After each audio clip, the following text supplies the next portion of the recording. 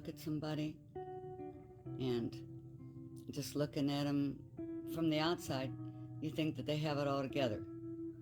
It's because maybe their hair looks good that day, or they're dressing nice, or maybe they're smiling a lot, like they don't have a care in the world. So it's easy to think that someone has it all together. Therefore, people assume if you can't see the problem, it doesn't exist. So, like if they see you crying, or if you're limping around with a broken leg, they can see that pain. However, some people's most painful and excruciating pain and demons are the ones that no one else can see. Myself, I've trained myself to smile, and it's a fake smile most of the time, and some people don't know the difference. Even my own family can't tell the difference. I've gotten that good at it because I don't want to talk about it again, or I don't want to talk about the hard stuff. Nobody wants to talk about those things, and really nobody wants to hear it. They're living in their own busy world, and a lot of people you find that even are close to, you're afraid to talk to them about because everybody just seems so busy. So you grin and bear it, and you go on with your day. I have extreme anxiety, and you go get help, and you do everything you can for yourself, from taking different medications to seeing a therapist. My heart pounds. I get hot. My heart is beating like drums. And I feel like there's no sound. There's no sound to me. I feel like I can't be heard. I don't know what's going on around me, and everything is spinning and circling around me, and I have to sit down before I fall down.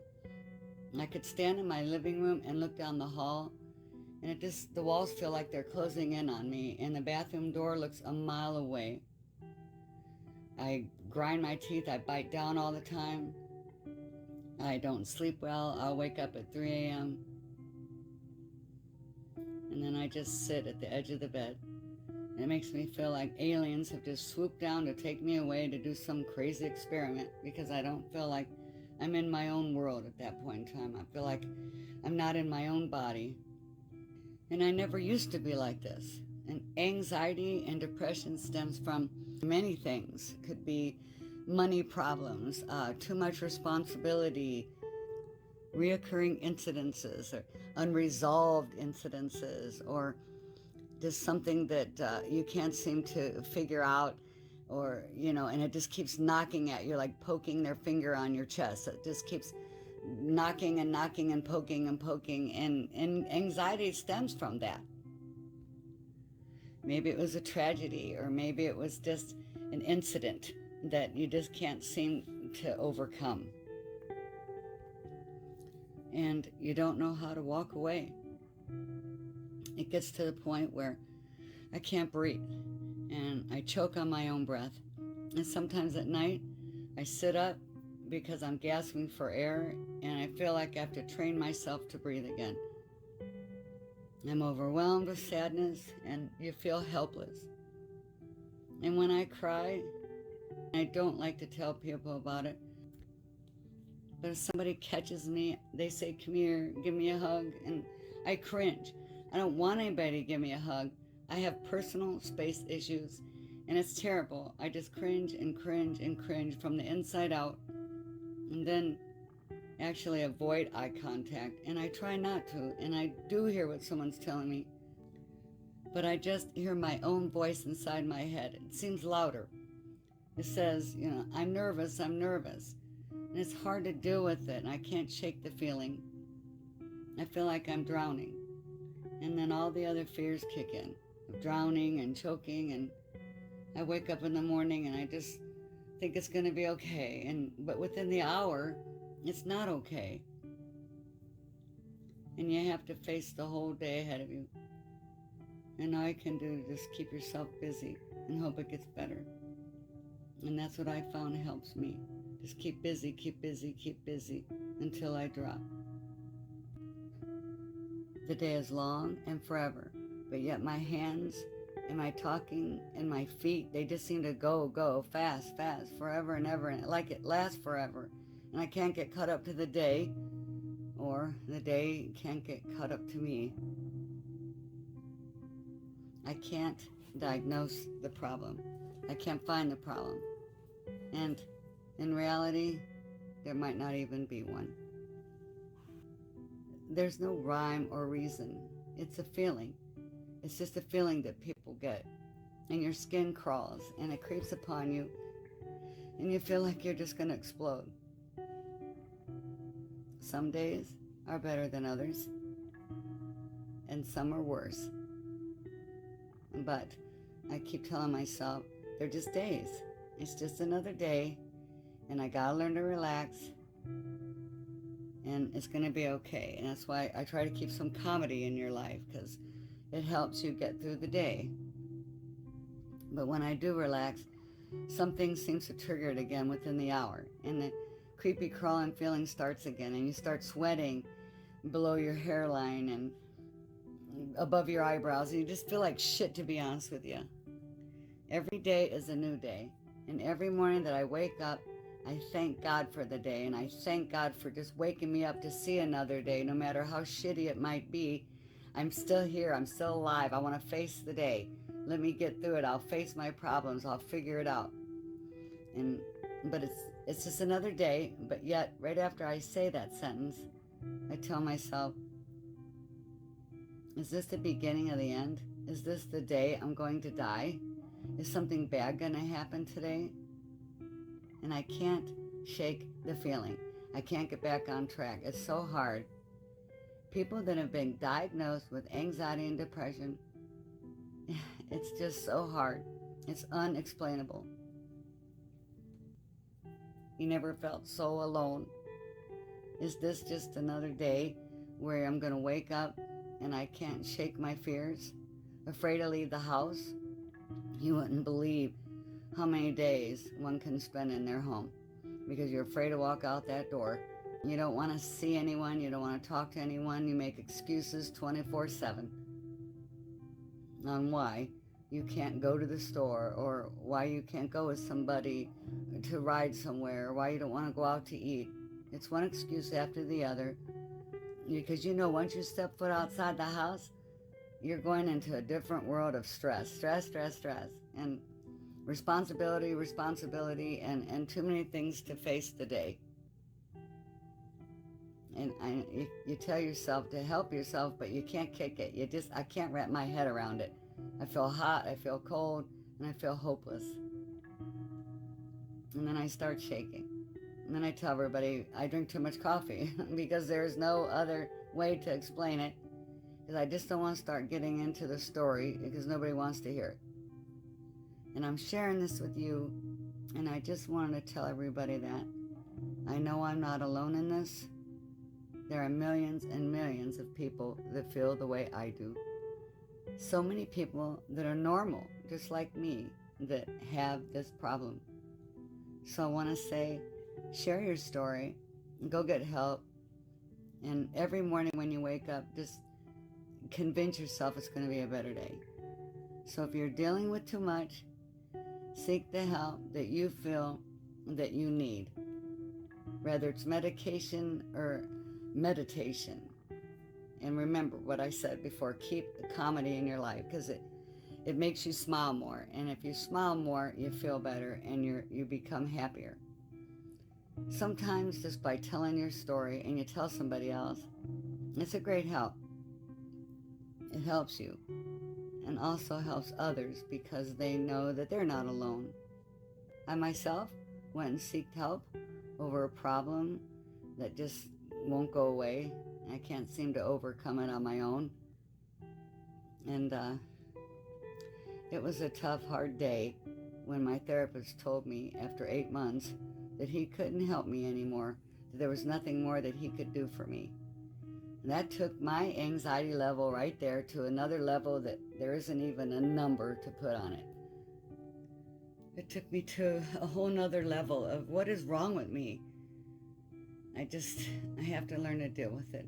And I think now I just gotta help myself. I gotta keep the comedy in my life. I gotta just help myself, especially if I don't want to take meds or whatever. And I've just learned to meditate, and I keep busy, and I just keep moving, and I just keep going, even though it won't go away, but it gets better. And I find that there are days where I'm having more and more better days by just doing that, by keeping busy and smiling more, and maybe talking to someone that I care about or someone that I know that cares about me, and just talk to them and briefly speak it. I don't get into a long, involved story because that can trigger the anxiety back up again. I state what my problem is, and I get through it, and I move on. And I want to tell you guys that is the best way to deal with it, because it helps you. It helps you from feeling so alone.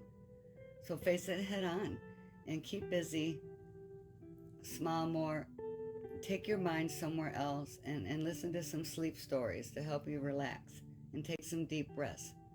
And that's what helped me. Do some stretching exercises before you go to bed. You'll feel better. You'll get a better night's sleep. I have anxiety in my sleep though. I mean, it used to be really bad, and I sleep better now, but my anxiety in my sleep was something I never thought could ever happen to anybody. I had nightmares. My dreams were terrible. I was so overwhelmed with so many things to do and responsibility and worrying about the past or things that I have no control over. And it caused so much anxiety. I was so overwhelmed. I just can't seem to face it sometimes. I chewed gum in the middle of the night, and I paced the floor. I stress smoke. It was terrible. I feel like a crazy person. And I know I'm not crazy, but I'm just pacing. My mind is racing, and I don't know. It takes another 30 minutes of walking around the house in the dark, trying to figure things out, when 30 minutes later, I haven't figured out a damn thing. Just tired myself out from pacing, and back to bed I go. And everybody has a little crazy anyway, right? But at least it's my crazy. And I have to live with it, and I'm learning to deal with it. So I want you guys to learn to deal with your horrible anxiety and depression, because it will make you think you're not feeling so great. Get out there and join the world. And people need people, right? You just got to find your people. You just have to find your people.